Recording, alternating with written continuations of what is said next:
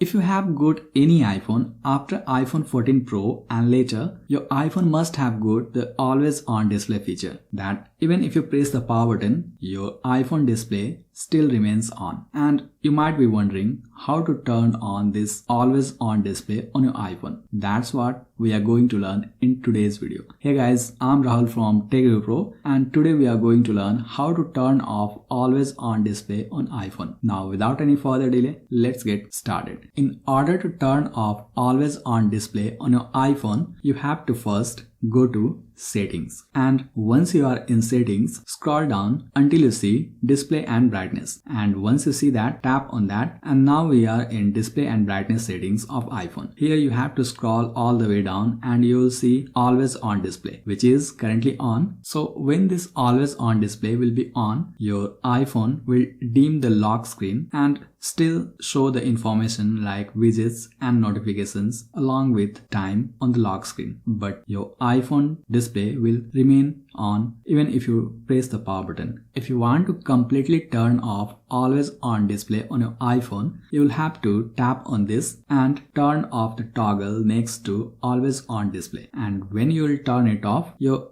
always on display on iPhone will turn off. And now if we just press the power button, you will notice that the always on display on iPhone has been turned off. So this is how you turn off the always on display on iPhone. And by the way, if you want to learn how to stop iPhone screen from turning off too quickly, then make sure you tap here to watch this video. Thanks for watching.